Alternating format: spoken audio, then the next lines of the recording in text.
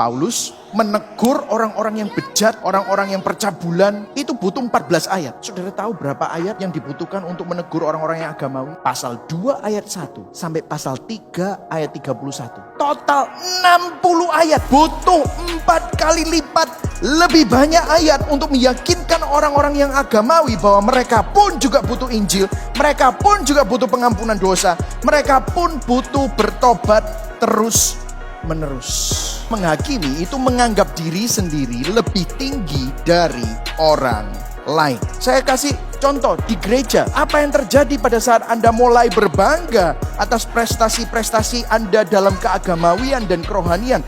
Kamu bisa baca ayat lebih banyak daripada orang lain. Kamu bisa menghafalkan doa Bapa kami. Kamu bisa hafal pengakuan iman rasuli tanpa baca. Dan saudara sudah selesai berbagai macam kelas katekisasi atau Bible study. Saudara merasa lebih tinggi daripada orang lain. Dan saudara menganggap orang lain lebih rendah. Kamu sama dengan orang-orang yang bejat tadi. Perbuatan luarnya mungkin beda, tetapi bibit dosa yang ada di dalam hati sama saja. Ini semua berbicara tentang heart's disposition, kecenderungan hati manusia. Orang yang agamawi sering lupa bahwa standar yang dikenakan Tuhan terhadap orang-orang yang bejat ini tadi, itu juga sama kita yang agamawi. Sama persis. Orang yang gak punya hukum Taurat, di khotbah 2 minggu lalu mereka tidak bisa berdalih. Oh iya, karena Tuhan menaruh hukum itu di hati mereka. Nah, tapi kalau kamu sudah punya hukumnya, tapi kamu gak melakukan, kamu akan dihakimi sesuai dengan hukum itu. Kamu gak bisa luput. Nah terus gimana solusinya? Percuma dong datang ke gereja hari ini. Udah susah-susah onsite.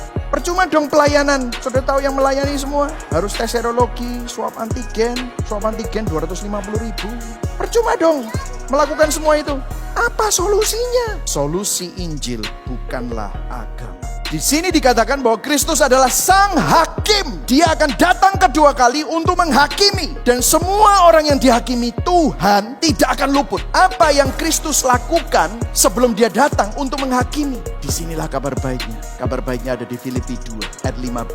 Kristus Yesus yang walaupun dalam rupa Allah tidak menganggap kesetaraan dengan Allah itu sebagai milik yang harus dipertahankan, melainkan telah mengosongkan dirinya sendiri, mengambil rupa seorang hamba, menjadi sama dengan manusia, dan dalam keadaan sebagai manusia ia telah merendahkan dirinya dan taat sampai mati, bahkan sampai mati di kayu salib. Sang hakim melepaskan jubah kehakiman. Sang kebenaran rela jadi dosa supaya kita manusia yang bejat, manusia yang munafik, manusia yang suka menutupi dosanya dengan perbuatan baik dan agama. Meskipun dosamu merah seperti kermisi, aku mati buat kamu di kayu salib supaya kamu menjadi putih seperti salju. Sang hakim kebenaran yaitu Kristus rela mati bagi kita yang sok benar, supaya kebenaran kita yang palsu digantikan oleh kebenaran sejati. Berikan kemuliaan buat Tuhan Yesus. Inilah Injil, sang hakim yang rela dihakimi demi kamu. Sang hakim itu tidak akan pernah meninggalkanmu, tetapi akan tetap terus menyertaimu. Amin, saudara.